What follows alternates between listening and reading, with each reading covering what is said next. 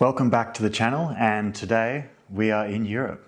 Currently I'm sitting in River del Garda, which is in Lake Garda, and I'm going to just talk about our adventure so far. So we started our trip out in Australia, obviously, and then we took a flight with Singapore Airlines to Singapore, 2-hour stopover before going to Milan, and we spent a night there, which was honestly awesome. It was more of a stopover just to get our bearings before we head off and see more of what Europe has to offer. But you could easily spend quite a few days, even a week in Milan. There's so much to do. We only just scratched the surface. We saw a huge castle, which you'll see some of the images here. Absolutely breathtaking and mind-boggling when you compare it to Australia. So the first day, although we were quite jet-lagged, we really enjoyed going through Milan and just exploring something very foreign. The streets are just completely different to what you experience in Australia. So once we had spent our first night there in Milan, we went and picked up the cars, which was quite an interesting experience because obviously coming from Australia, we drive on the left side of the road, whereas in Europe, it's on the right. You drive out onto the road and you're on the opposite side of the road as to what you would normally be. It's an interesting experience because there's so much going on when you drive into a new city, let alone when you have to figure out the rules on the different side of the road. But within a couple of minutes, you kind of adjust and you get a bit of a bearing for it. Before long, we were fine. We picked up our stuff from our accommodation. We drove off heading towards Lake Garda. We had a few incidents as we were going along. We struggled with the first tolls. Just a quick tip if you are driving in Italy and you haven't experienced the tolls before and you have a hire car, make sure you go through the toll booth that's manned, because otherwise you'll be like us and you'll sit there and you'll be tapping your card and the person will be telling you in Italian quite abruptly, another card, until you have no more left, which is what happened to us. And eventually they ended up just letting us go through because we were causing such a mess. The situation is you get a receipt and you then have to pay that receipt online within 15 days, but you can't pay it before 3 days. It's Italy. You just kind of get used to it. We made way towards Lake Garda. It was pretty crazy weather. We get some heavy rains in Queensland, but it was probably on par with what we tend to get there. And I would have thought that in Europe, people would be completely used to it, but there was people pulling over everywhere.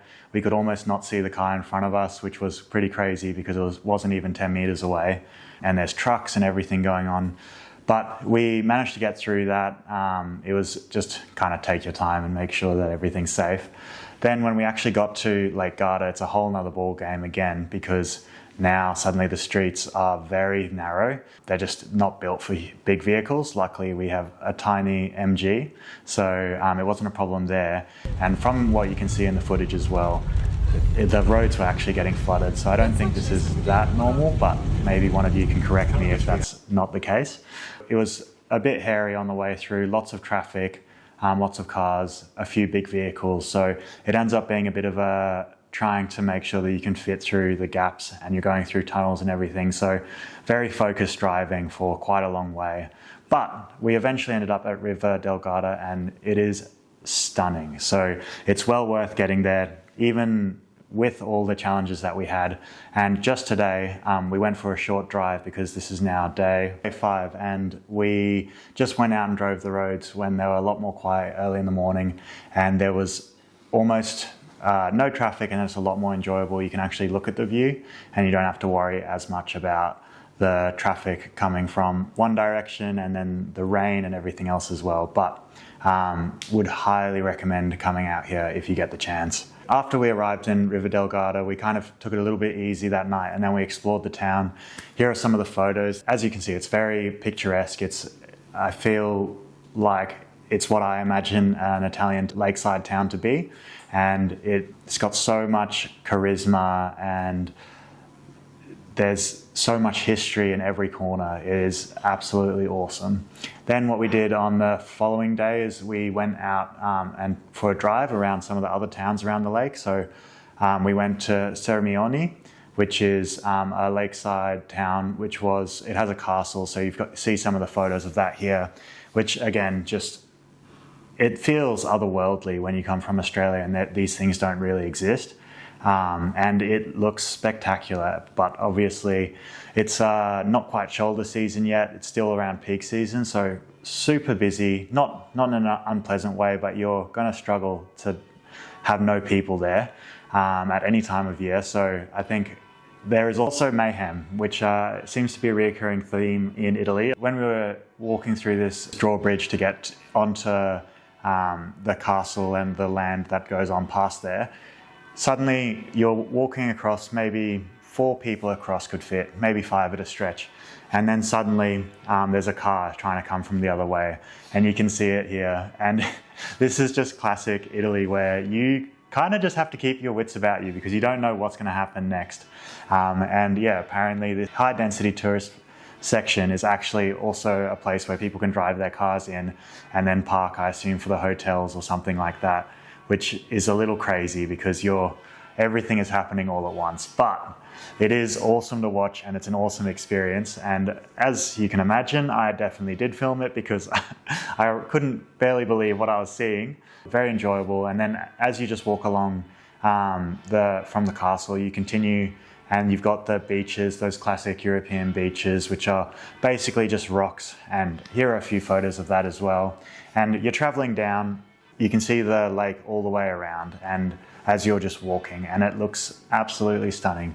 I think it's one of those things where it feels like you're probably only going to find this sort of thing in Europe. But again, if I'm wrong, please tell me, because I'd like to know where those other places are, because it would be awesome to see anywhere else as well. After that, we then went to another spot, which I'm going to absolutely butcher the name. It's called Borghetto sul Mincio. And this town's really unique because what it is you've got the river that flows through, and at some stage in the past, what they would have been used for is some mechanism to basically harness the power of the water to use it in some way. So maybe for like grain or something like that. But it's now, obviously, that's not really what it's used for, but the charm is still there. Instead of where there used to be machinery, there's now cafes. And here are a couple of photos of that town as well. And it really is quite incredible to see how different and unique it is. And again, everywhere you sit, you kind of experience a bit of history, which is really special and really powerful. And I think it's one of the highlights of going to Europe, is there is just so much that has happened there before, and now you get to experience it yourself. For today, what we've done so far is we've gone for a walk in the morning along that same road that we drove along, and it's absolutely stunning, especially without the rain. Lots of photos from that walk. A few walks that go up into the mountains that you can walk up, and we ended up doing that, and again, just breathtaking views. I would have to recommend that to people as well. But that's our journey so far. There's going to be a lot more coming, and probably a bit more adventure as well, especially when we head to the Dolomites. So subscribe to see more and to get more travel tips, especially seeing as we're probably going to make a few mistakes, and then you'll know not to make them. All right, we'll see you in the next one.